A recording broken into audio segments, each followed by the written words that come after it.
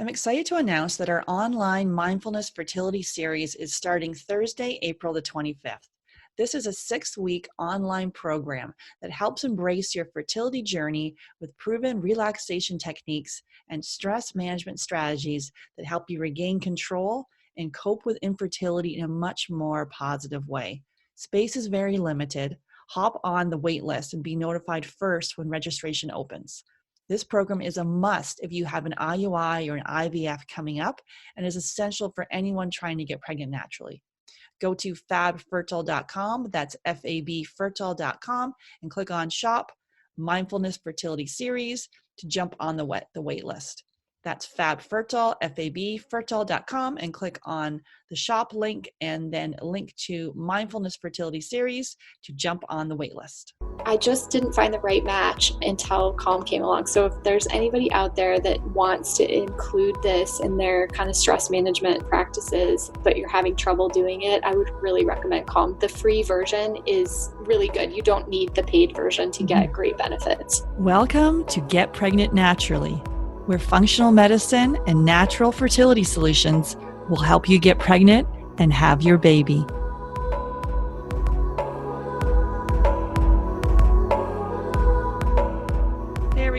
I'm Sarah Clark, and my mission is to inspire, motivate, and empower you. Most of all, I want you to wake up. So with functional medicine, we can discover what causes infertility and eventually reverse the condition. Today, I'm welcoming Angie Alt to the podcast, and we're digging into the link between inflammatory bowel disease and infertility. Angie is a nutritional therapy consultant, certified health coach, and author of the Alternative Autoimmune Cookbook and the co-author of the Autoimmune Wellness Handbook. She is the creator of the SAD to AIP in 6, an online coaching program that has helped thousands of people on the path to wellness, teaching them how to transition their diets and lifestyle over a 6-week period. Angie has also partnered with Dr. Gauree Konijeti, director of the Inflammatory Bowel Disease Program at Scripps Clinic in San Diego, to run a medical study entitled Efficacy of the Autoimmune Protocol Diet for Inflammatory Bowel Disease, which had amazing results published in 2017. In 2015, Angie partnered with AutoimmunePaleo.com founder Mickey Trescott. Together, Mickey and Angie transitioned AutoimmunePaleo.com to AutoimmuneWellness.com in 2017, best reflecting their vision for AIP as a mainstream option for those with autoimmune disease in the near future. Angie lives in the Washington, D.C. area. Before we jump into today's show, don't forget to hit the subscribe button on iTunes or wherever you're listening to this to make sure you never miss an episode. Hey, Angie, excited to have you on the podcast. Hey, thanks for having me, Sarah. I'm really honored to be here. Yeah, awesome.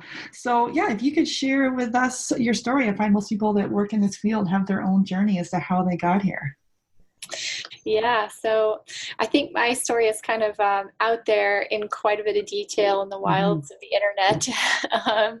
But for any of your listeners who don't know me, I'll try to keep it pretty simplified. Basically, about 18 years ago, after my daughter was born, I started to experience some of the first symptoms that I now realize were autoimmune symptoms. But at the time, I was young, I was a new mom, I was a single mom, and I was very busy and stressed about other things, and I didn't necessarily pay close attention.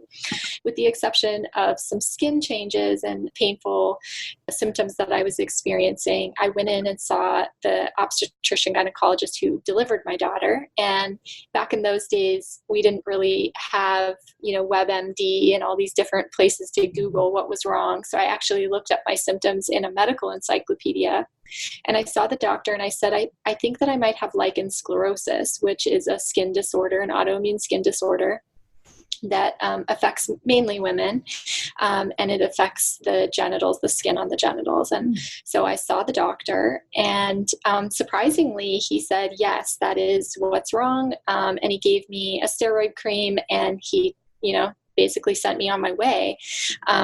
He didn't tell me that it was an autoimmune disease, which was an important piece of information, because once you have one autoimmune disease, you're susceptible to developing further. And I just kind of went on my way and did my best to kind of manage it. And a few months later, I started developing what I now know was the beginnings of celiac disease. At the time, I saw a nurse practitioner who was my primary care doctor at the time. And she told me that it was IBS. And, those were in the days when we still thought that IBS was like in people's heads. And she just told me, try not to be stressed and anxious and, take some over the counter stuff if you need help with this. And so I kind of largely ignored things from there on.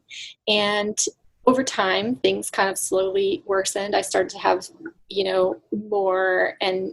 more volume of symptoms and also stranger symptoms, things that seemed to be unrelated. And then I met my husband and we got married, and he works in international development. So we went overseas. We went to live in West Africa. And I had to have a whole bunch of vaccines at once to go to Africa. And that seemed to kind of trip the trigger and really light the fire of autoimmunity for me.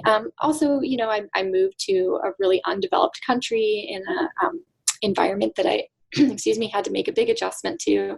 And the autoimmunity just seemed to really flare and become full force. And I ended up going through some medical evacuations.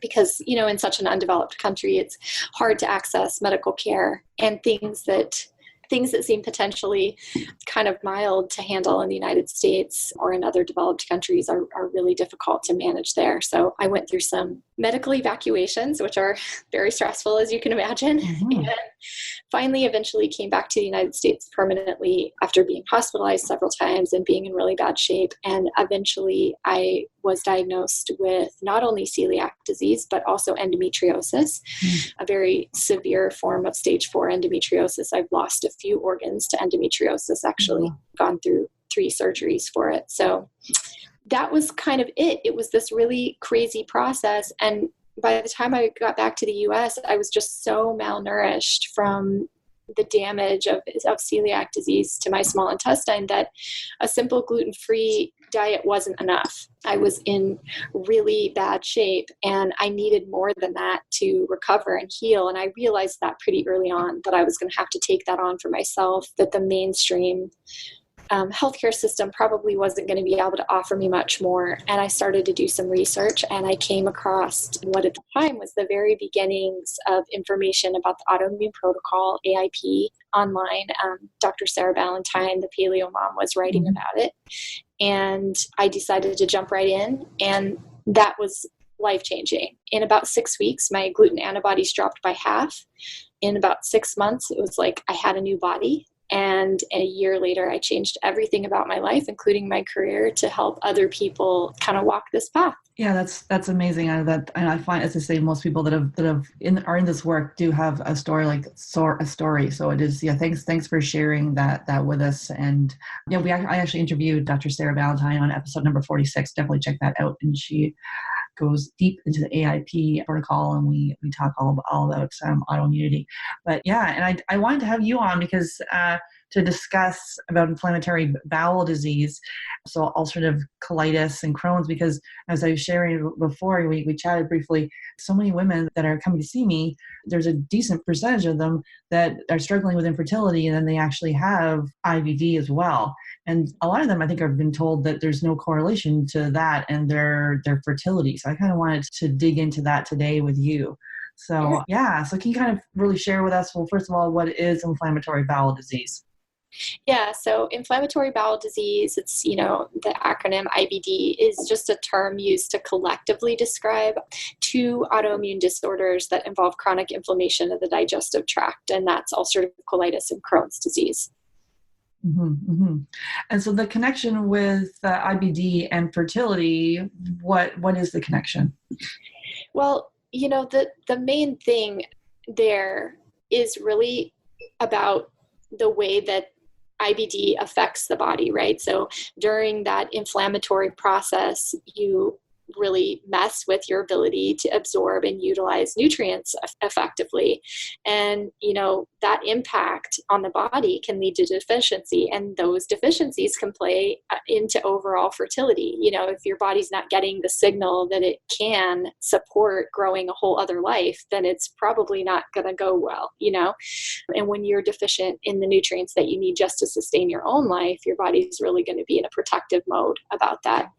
the other thing about IBD, even though there's not necessarily clear studies out there saying that those with IBD are any less fertile than those without, there are other factors, the severity level of the disease or any resulting surgeries that a person may need can impact fertility from the perspective of having everything from a low sex drive because of the disease or the need for recovery from surgery to the surgeries themselves, leading to scarring or blockage of some of the reproductive organs. I have read information about sometimes having the fallopian tubes and other reproductive organs being impacted by those surgeries. And then there's also the medication issues, which can impact fertility from the standpoint that they're not recommended during pregnancy. Like for instance, methotrexate and prednisone are not necessarily drugs you want to be on when you're pregnant. And that may be impacting fertility just from the standpoint that women are trying to avoid pregnancy when they're trying to manage a disease that requires, sometimes heavy interventions like those medications. And so the conventional treatments, which typically are medications and people have been on, and they might have been diagnosed maybe in the, early on. Now years later, they want to have a family and they've been on all sort of these conventional treatments. Yeah, maybe let's just discuss some of the conventional treatments first for IBD. What typically are those?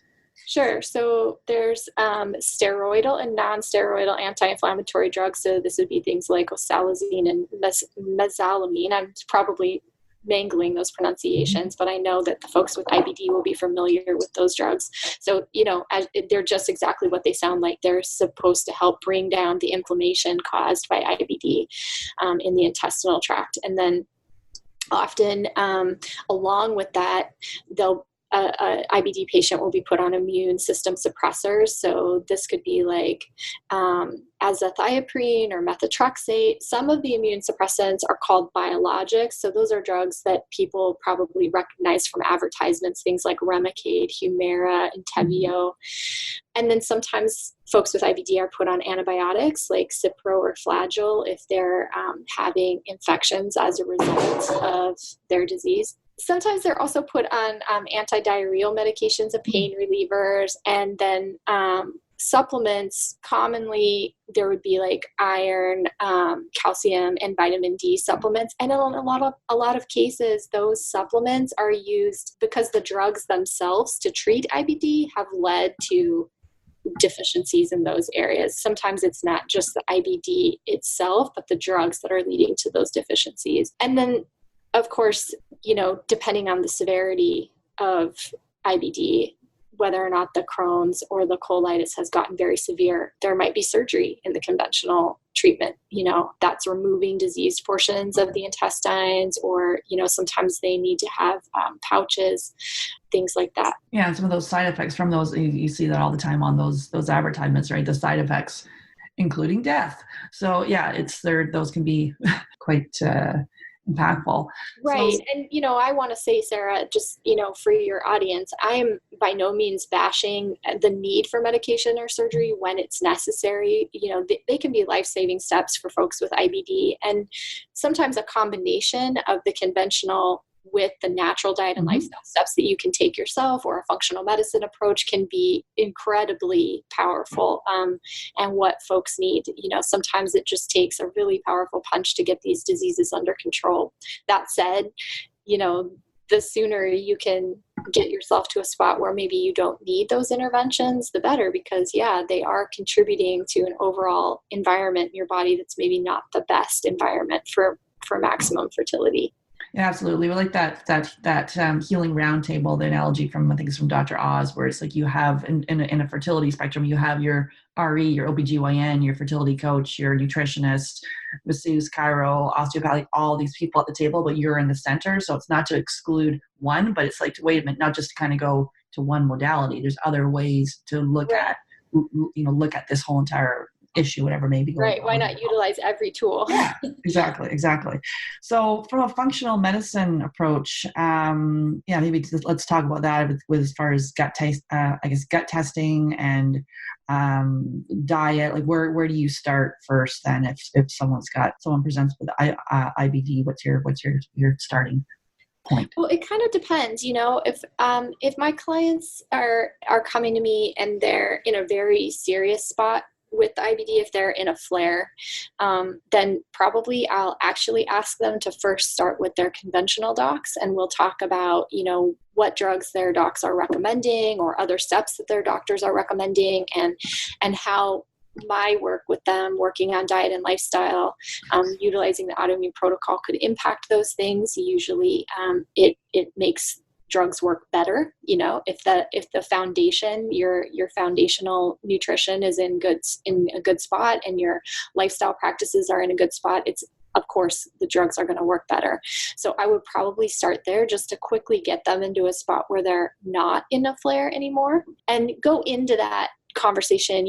I'll usually coach them to go into that conversation with their doctors with figuring out how to taper off the drugs, wean off the drugs out front, like have that conversation at the beginning before you even started, so that you and the doctor are on the same page, that that's the goal that you're working toward. And letting the doctor know what steps you're going to be taking in terms of diet and lifestyle that might help you get to that goal faster than they typically see, so that they understand that maybe the timeline doesn't need to be quite the same as it is with other typical patients. And then, we'll go from there. If things can get under control, then I'll be coaching them to start working with a functional medicine practice where they can get the deeper testing. They can do some gut testing and find out if there's bacterial issues, bacterial imbalances. Oftentimes they have definitely a tiny, if non-existent population of the good guys, the good bacteria that they need. And we can find, information like that and start to work on it, both from the perspective of eating more fermented foods and helping rebuild that population, but also potentially probiotic supplements that can get them in a better place.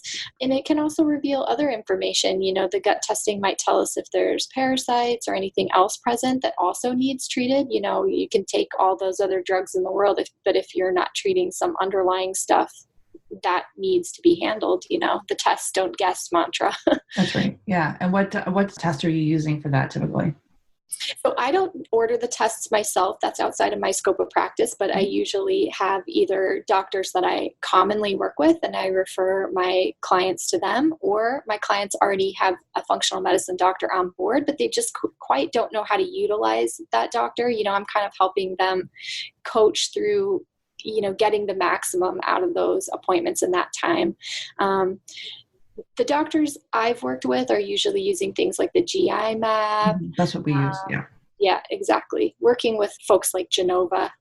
Sometimes, they'll also be doing nutrient evaluation testing, like deeper nutrient testing than you can get with your conventional doctor, like the Nutri-Eval or something like that, and see if there's any nutrient deficiencies that we could be working on both through diet and supplementation if it's necessary.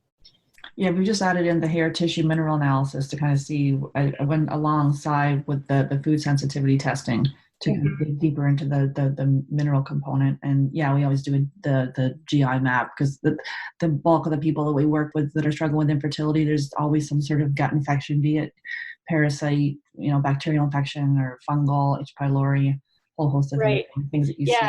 Yeah, exactly. I usually have patients come back with H. pylori and needing some help there, and working on stomach acid support. As far as nutrient deficiencies go, something that I see very commonly and is very important to fertility is zinc.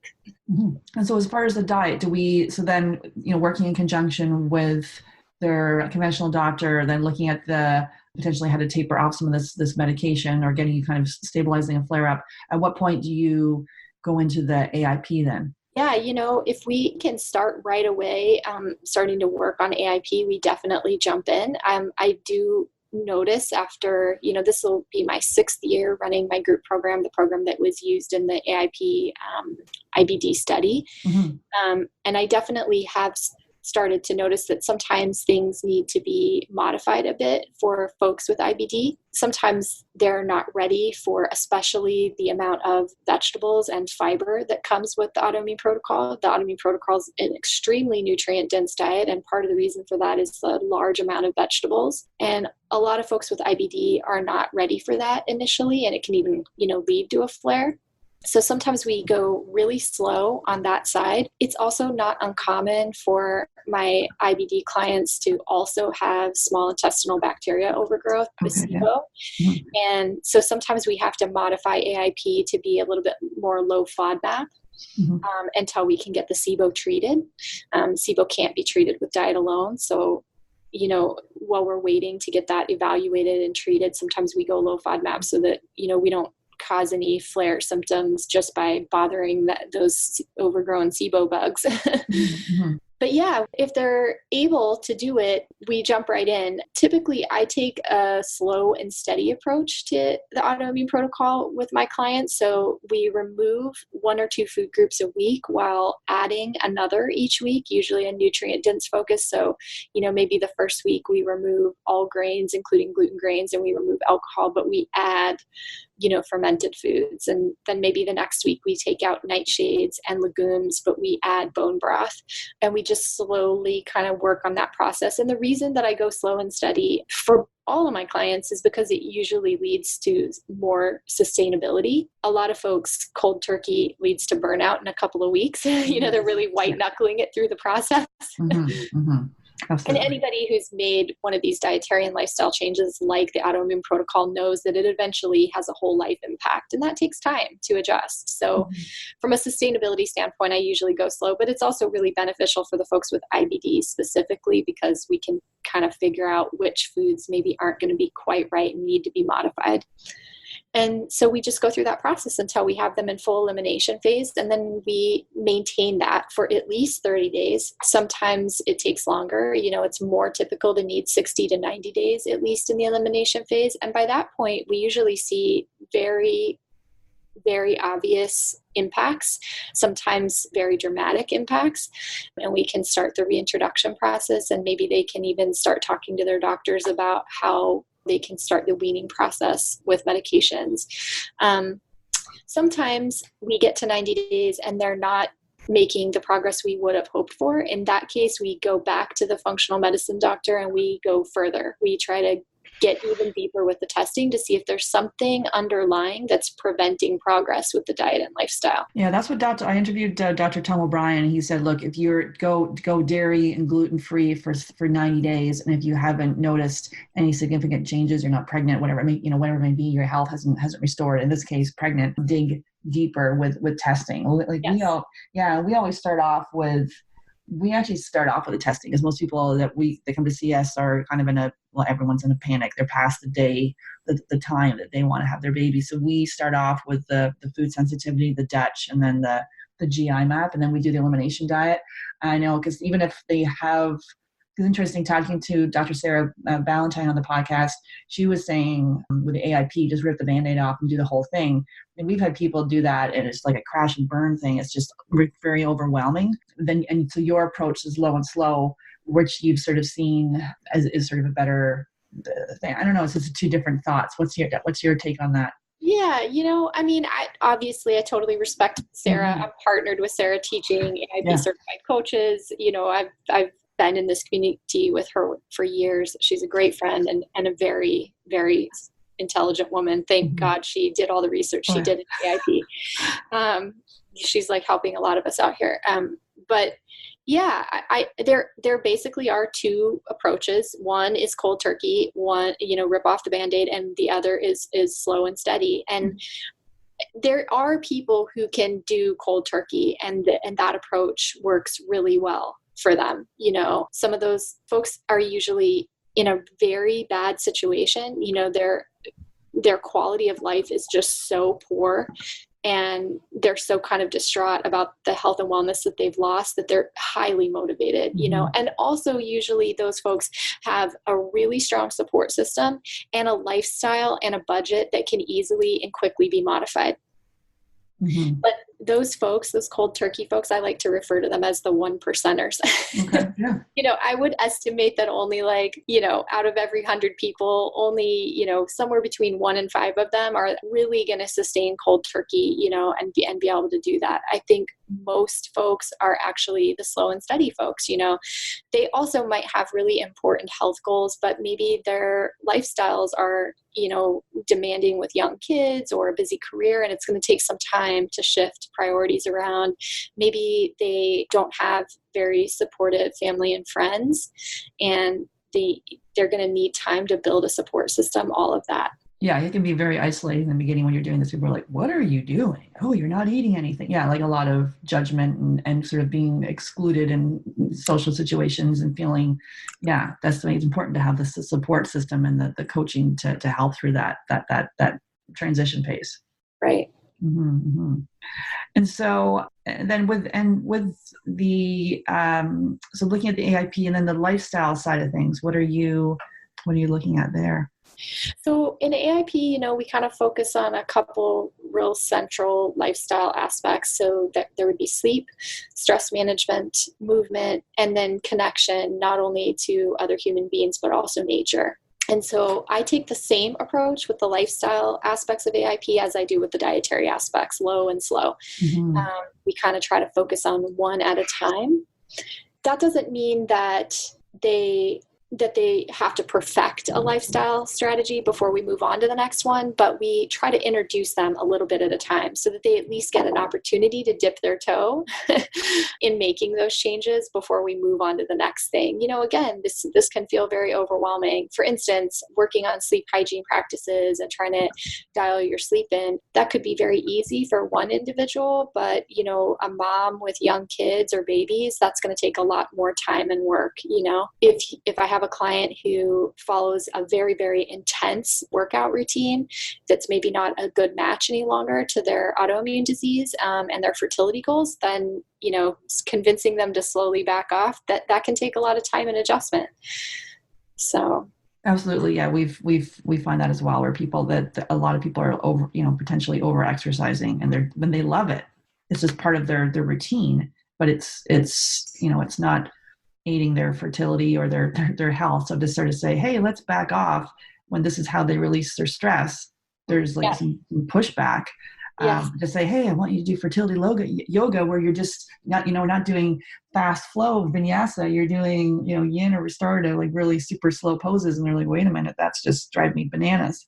And we worked for like months, probably, well, same for you with the sleep hygiene, which if, especially with people are like, in this case, like busy careers and trying to fit everything in. And then we're like, wait, let's prioritize sleep, which it can be difficult to do that in the beginning. So so as you say, doing those slow and steady approach. Mm-hmm. Okay. And then as far as the link between secondary infertility and autoimmunity in general, what's your take on that? You shared with me some of the topics that you thought we might want to talk about ahead of time. And I was thinking about this a lot, and I think the big thing is that in general, when you're talking about the impact of autoimmune disease, the link with primary infertility and secondary infertility is basically the same. At some point the body started attacking itself, and that had a cascading effect, and eventually it impacts the fertility. In my case with secondary infertility, I've dealt with secondary infertility. The impact, the trigger that started that cascading autoimmune process was actually my first pregnancy. And a lot of women might find that their secondary infertility and autoimmune disease is actually related to pregnancy itself. The hormonal changes of being pregnant, giving birth, and breastfeeding, those can all be a trigger for women who have a genetic susceptibility to autoimmunity. Mm-hmm. And maybe even undiagnosed has been missed. Yes, for sure. For instance, I work with so many women through my group program who have Hashimoto's thyroid disease. And that thyroid disease was often triggered following the birth of their first or second babies. And then they've had trouble getting pregnant again. and they don't even know about the Hashis until much, much later. I'm excited to announce that our online Mindfulness Fertility Series is starting Thursday, April the 25th. This is a 6-week online program that helps embrace your fertility journey with proven relaxation techniques and stress management strategies that help you regain control and cope with infertility in a much more positive way. Space is very limited. Hop on the wait list and be notified first when registration opens. This program is a must if you have an IUI or an IVF coming up and is essential for anyone trying to get pregnant naturally. Go to fabfertile.com, that's fabfertile.com, and click on Shop Mindfulness Fertility Series to jump on the wait list.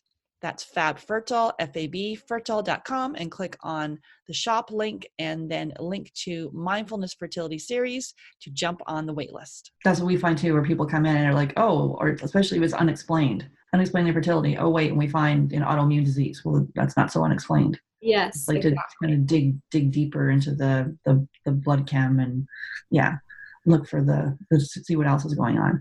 So, right. In my personal story with this, my husband and I had been, I had my daughter when I was 21, and I met my husband 5 years later. We got married. A few years after that, we decided to start trying to have a baby together. And after a year of trying, I had no pregnancies at all. Nothing had happened. And so we went to see doctors at a fertility clinic.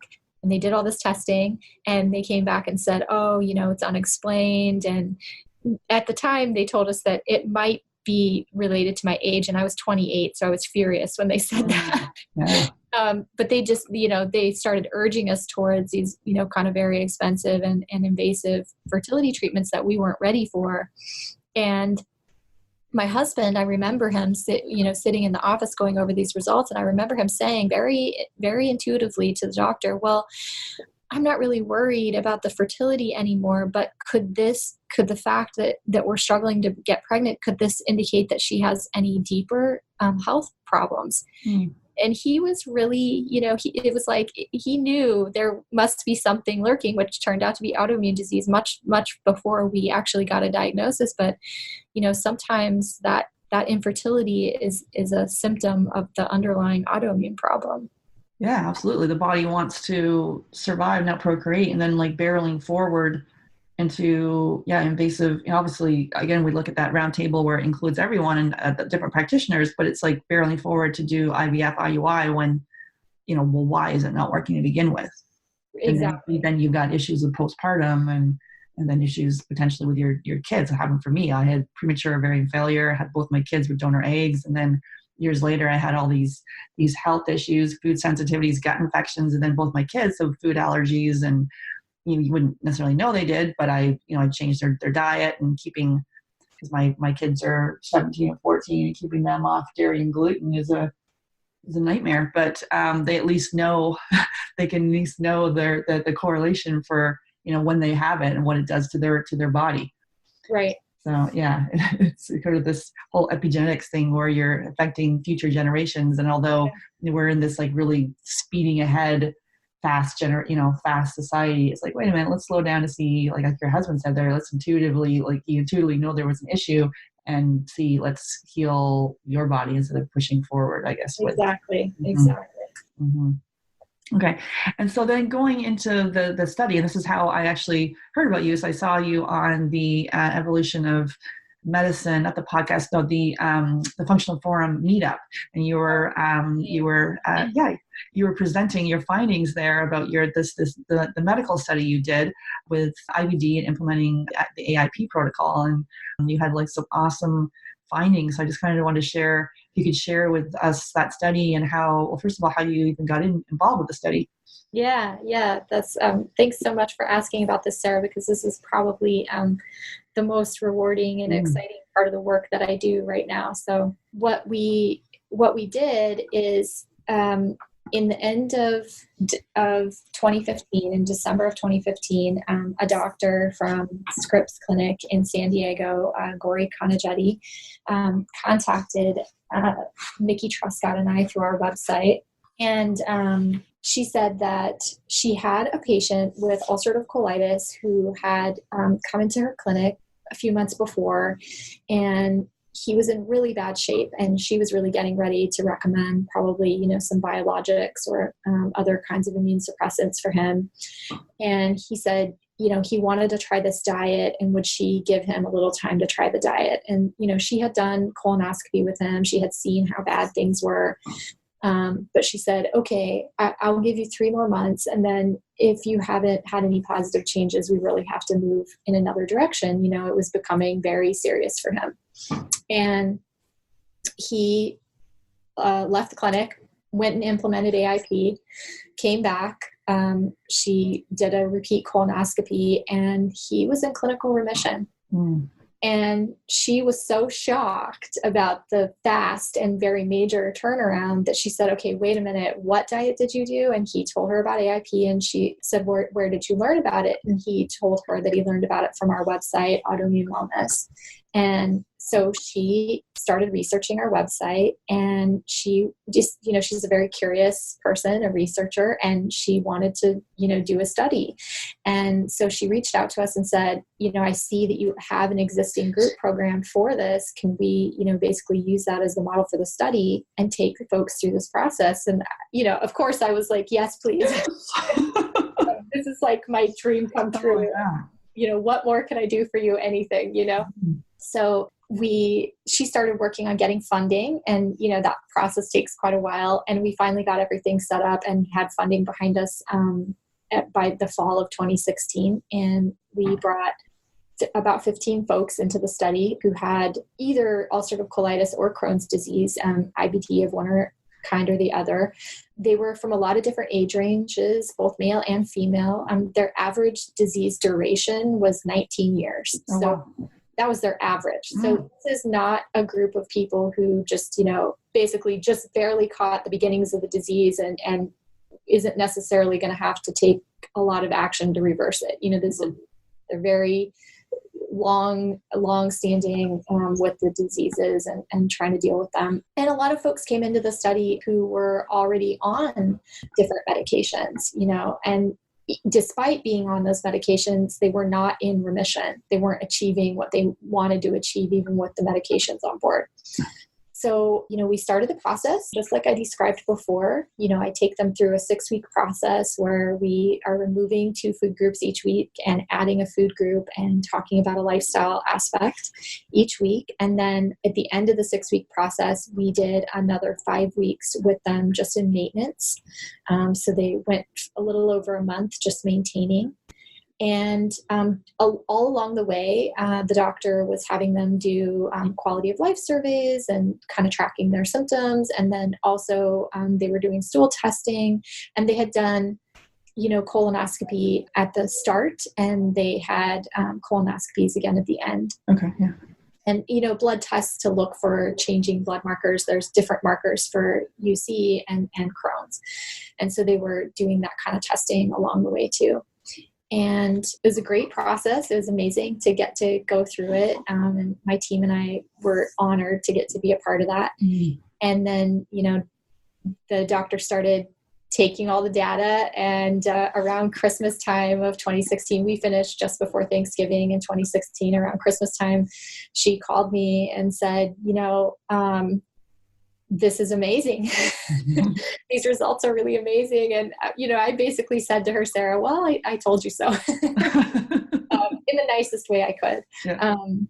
And basically what turned out is that we had 73% of them in clinical remission by the 6th week of the process. We weren't even through the full maintenance phase anymore. And it's only on Monday of the 6th week that they are in full elimination phase, because we're taking that slow and steady. Yeah. So that rivals most drugs. And some of the folks were, even though they were told not to self-discontinue any of their medications, some of them did, and they still maintained their remission. Some of them were able to discontinue some of the medication they were on and still achieve remission with a combination of the diet and their other medications. Some of them who had been working for years to achieve remission with different kinds of medications, it was finally like with the diet in place, the drugs just worked much more effectively, and they got to a place of remission. Wow, 73%, that's huge. Yeah, it was amazing. It was 11 of our 15 folks. So that was obviously awesome to get to be a part of that. And, like I said, that was an average of 19 years disease duration. So for some of these people, it was the first time in more than 20 years that they had relief. Yeah, it's crazy.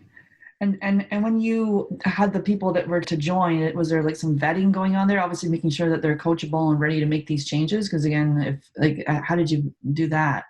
Well, so Dr. Konijeti recruited folks from her clinic. So she's the director of the gastroenterology clinic at Scripps, and she recruited from her patient population. And I think, they basically just said, are you willing to make some big dietary and lifestyle changes? And they chose folks who were willing to at least give it a shot. Mm-hmm. We did have some people who dropped out of the study, at one point decided it was more than they could really take on. Mm-hmm. But that's to be expected. That happens in any study setting. And it's good because it gives us an idea of, in the real world, can people see this through? And what we saw is that most of them could. Yeah.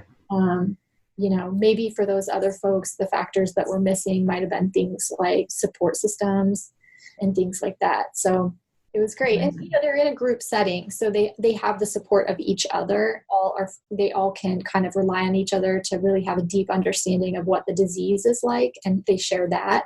And they also get to share, the trials and tribulations and successes of making these big changes together. And was this an in-person or virtual? It's all virtual. Yeah. That was a very unique aspect of the study. So. Mm-hmm. So really the AIP plus the lifestyle, each equally as important.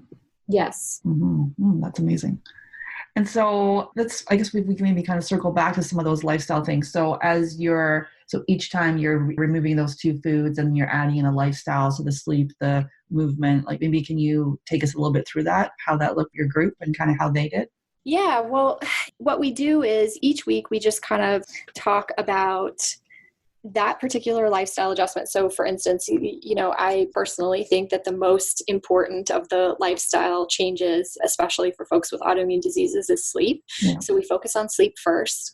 And the week that we introduce that, we first provide them with information about the why.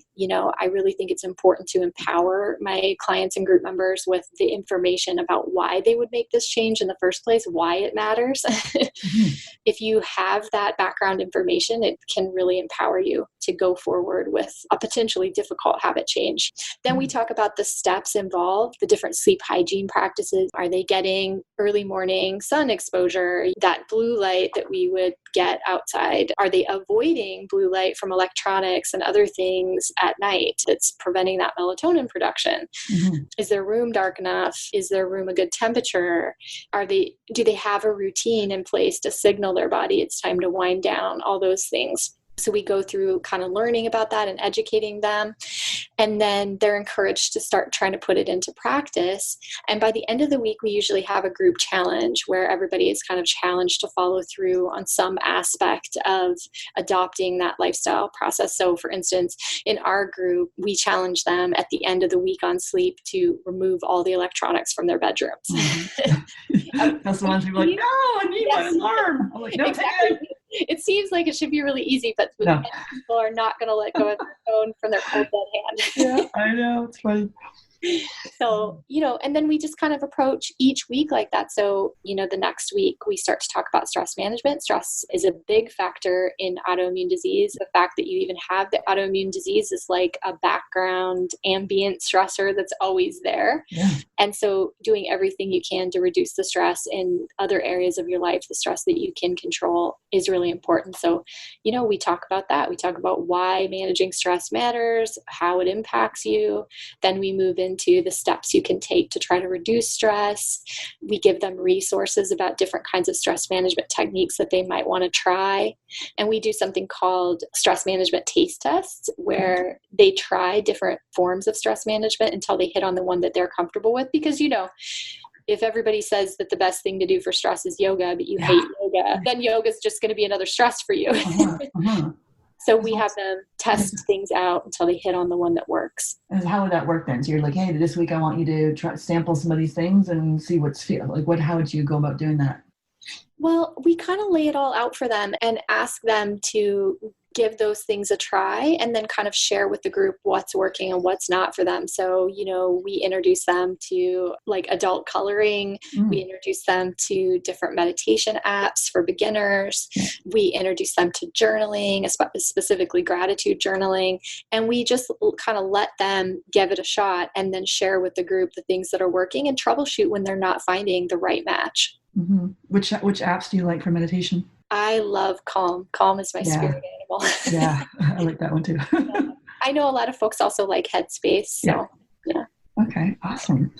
Yeah, so this is kind of we've sort of talked about this a little bit with the lifestyle side of things, but even going deeper, the emotional consideration part with this, with like setting boundaries and getting support. And can you talk a little bit about that? Yeah. So this is really important, and it is part of, my whole process. It's actually the whole support system side of things is probably the most important thing that needs to happen. Over the years, I've seen so many people not have the success that they would have otherwise had managing their autoimmune disease because of the lack of support in their lives. So literally on the first 2 days, all we do is focus on building the support team. They pick out 2 or 3 people who are going to actively be there for them while they make the transition onto AIP. We talk about how to identify the folks in your life who maybe are not only not going to give you support, but might even sabotage you, and how to deal with that, because that is an issue that comes up sometimes.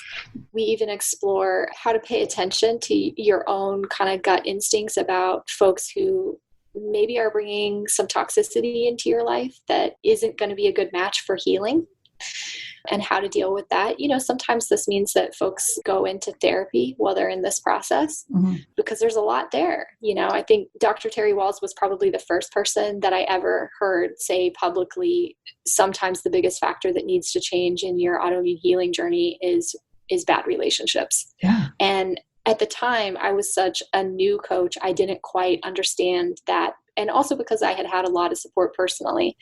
But as time went on, I was like, oh yeah, Terry is very wise about that. So those are some emotional considerations. I also have them, even before they even begin, go through some like mental and emotional prep, doing things like letting yourself be angry that you have to take on such a big healing change in order to get relief from your autoimmune disease. It's okay to have some anger about that. Express the anger and maybe even some of the sadness that you have about leaving behind foods that aren't serving you anymore. Foods are really wrapped up in emotion. And so acknowledging all of that is a big part. And do you have them kind of write about that, or is it sharing in the group, or how does that look for you? It's part of their onboarding. They actually do it before they're even in the group. I give them a guide that has, different areas that they might want to tackle to get emotionally and mentally prepped. It literally tells them if you need to go hang out in your car and blast heavy metal and scream, go do it.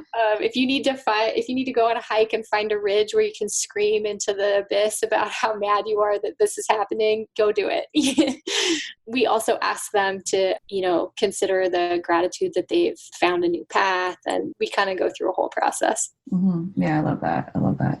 And then with getting their support team, is it typically just the people that are like, how many people? What does that look like for people when they say, picking those 2 support team members? Well, if they're working with me in the group program, obviously they'll have the coaches in the group, and they'll also have the other group members, and they form very tight bonds by the end of the process. I keep my groups pretty small so that they can have that comfortable interaction and form those relationships. The first group that I ever coached in 2014 is still in contact online. Yeah. So they have all of that. No amount of virtual support can make up for real life connections that you need to have. So I always ask them to find at least 2 or 3 people who are going to be their active supporters. Those folks might be offering very practical support, like helping them with meal prep or shopping, those kinds of things. Or they might be people who are going to be checking in on them and helping keep them accountable. Or they might be people who are going to serve as cheerleaders, who are going to be actively telling them every day, you've got this, you can do this, you're doing a great job, good job focusing on your health, things like that. Mm-hmm. Yeah, I love that, getting that team ahead of time, because because it's almost that honeymoon phase where self-sabotage comes in before a program starts. You're like, I can't do it, and then 2 weeks in, when you think you have it, and you fall apart, and then midway through, where then you're in maintenance mode, and then all of a sudden you slip up. So to have that team and things beside you is, it's invaluable. Yeah. Mm-hmm. And so is there any resources, a book or website or an app or anything you'd like to recommend that you just are obsessed with and love? I mean, we kind of hit on it earlier. Calm is like, I'm like, in my own personal life right now, things are very hectic. And so Calm is just like my saving grace right now. I'm like meditating twice a day with Calm. I'm like, yes, Calm, you're here to save me. So if anybody is interested, and I was definitely not a person who felt comfortable with meditation or ever had much success trying meditation before this. And I did try other apps, including Headspace, and I just didn't find the right match until Calm came along. So if there's anybody out there that wants to include this in their kind of stress management practices, but you're having trouble doing it, I would really recommend Calm. The free version is really good. You don't need the paid version to get great benefits. Yeah, absolutely. And so you've told us about lots of success stories. Is there anything specifically with fertility that comes to mind, or? Yeah, I was thinking about this, and the success story, there have been quite a few pregnancies come out of my program, which is a wonderful feeling. As you know, Sarah, like, I'm not focused specifically on fertility work like you are, but it is just kind of a offshoot of AIP and all the flooding the body with all that nutrient density and removing those potential triggers. So that has happened quite a few times, but one in particular was a woman who was a part of my program a few years ago. Her name was Allison. She was younger, and she had primary ovarian insufficiency. So this is basically very early menopause, and she was told she wouldn't have babies, she wouldn't be able to have children. And she decided, before she went in for some more invasive treatments, she decided, let me just give this diet a try. If nothing else, it will help me be in good shape and ready for this process. And so she started the diet, and towards the end of our time in the program, she needed to go in to her doctor for some testing to get ready for the fertility treatments she was going to undergo. And she went in and had the testing done and came home, and a while later the doctor called and he asked her if she was sitting down. And then he told her, we can't go forward with anything because you're pregnant. And so that was amazing. And actually, if folks go to my website, sad2aip.com, there's actually a video on my website, and they can see Allison and they can see her baby. Oh, wow. Okay. Awesome. Okay. That's great. So sad/2/AIP. No slashes, just sad2aip.com. Awesome. Yeah. Those are, because so many, that diagnosis is devastating, right? Where you're basically saying, sorry, and that was for me. And, years later, it took me forever to figure this out. And by then it was, I was fully in menopause, and that's a lot of people that come to us and have the POI or POF or low AMH, and there's things that can be done. So that's like awesome to have that story. I love it. Yeah, I thought that your audience would really appreciate and love that story and really relate. And it's, it's so sweet. Honestly, it still chokes me up to watch the video. It was amazing to have her be part of the group. And, she kind of introduces her whole story. And then at the end, she puts up her arms and there's the baby. Awesome. We'll put a link to that in the show notes. And so you've got a free AIP quick start guide for the listeners. Can you share with them what they'll get with that and where they can find it? Yeah, so if they go to my business partner, Mickey Trescott and I's website, it's autoimmunewellness.com. If they go to the website on the front page, at the bottom, and on any page on the website, at the bottom, you can scroll down and there's an area where you can subscribe to our newsletter, and that will automatically set you up to have the quick start guide delivered to you. It's a series of, I believe we have 5 or 6 emails over the course of 5 or 6 weeks, I think. Maybe some of them come in a few days. It's been a while since I downloaded it myself. But it gives you some lists of foods to include and avoid on the AIP. It gives you a meal plan. I believe it's a 2-week meal plan that you can try out. There are some mindset videos. There are some batch cooking videos. And there's some information about the reintroduction process and, symptoms to watch out for and stuff like that. Awesome. So they can go to autoimmunewellness.com and just click on the newsletter link and download your free guide there. And thank you so much for coming on the podcast and sharing your words of wisdom on this topic. And especially the study, which is like so amazing to see those amazing results. And thank you so much for coming on. Yeah, this year we had the opportunity to do a second study using Hashimoto's and AIP, and hopefully those results will be published later this year. Oh, sweet. I love it. Awesome. Well, thank you so much. Thank you, Sarah. Hey there, Sarah Clark here. So are you struggling to have your baby? First of all, please know that my heart goes out to you. I support couples worldwide who are struggling with infertility to conceive and have healthy babies. Women like Rita, who gave birth to her beautiful daughter after following my fertility coaching system. Or Danielle, who after 2 failed IUIs was able to get pregnant after a Supercharge Your Fertility Discovery call with me. So here's how you get my help for free. So I offer a free Supercharge Your Fertility Discovery call, and on that call, I'll create a plan with you that is going to help you fast track your success. So this call is not for everyone, and I'm really picky about who I get to speak with. And I have a strict but totally reasonable criteria that needs to be met in order for us to move forward. So here's who I can help. So first of all, you need to be able to explore your infertility diagnosis in a new light. So this offers for people who are open-minded, they're coachable, and if you can do that and want to double or triple your chances at the fertility clinic or get pregnant, awesome. So let's get on the phone and chat. Also, you must be an action taker. So someone who's committed to seeing results, you're able to follow directions. Don't worry, I'm not going to ask you to do anything bizarre. But if you're one of those people who like to consume a ton of information, but don't like to spend time implementing and seeing results, then the call's not really for you. So I only want to spend time with people who are genuinely committed to their own success. So just click on the link in the show notes and apply, or go to fabfertile.com and click on the free consult. So it's a really short application that just tells me about your health, how long you've been trying to conceive, and how soon you'd like to be pregnant. So seriously, this is going to be the best time you've ever spent on your fertility. Looking forward to chatting. Talk soon. Thank you for listening to Get Pregnant Naturally. Seriously, it means the world to me that you're here. Make sure you hit the subscribe button so you can be notified of upcoming episodes. I'm excited to offer you a special gift. If you're a U.S. resident, text FERTILE to 345-345. You'll be prompted to enter your email address and you'll receive our fertility yoga download. In this 20-minute intro video, we focus on a calming and peaceful practice to connect back to your heart. These simple fertility yoga poses can help quiet negative thoughts and make you feel more in control. Download it now and get started today. So for U.S. residents, text FERTILE, FERTILE, to 345-345.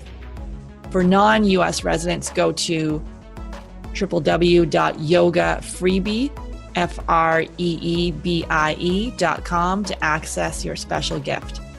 That's www.yogafreebie.com to access the free fertility yoga download. And I love this quote by Dr. Mark Hyman, medical director of the Cleveland Clinic Center for Functional Medicine and chairman of the Institute for Functional Medicine. Functional medicine is medicine by cause, not by symptom. Functional medicine practitioners don't in fact treat disease. We treat your body's ecosystem. We get rid of the bad stuff, put in the good stuff, and because your body is an intelligent system, it does the rest. Thanks for listening. Until next time.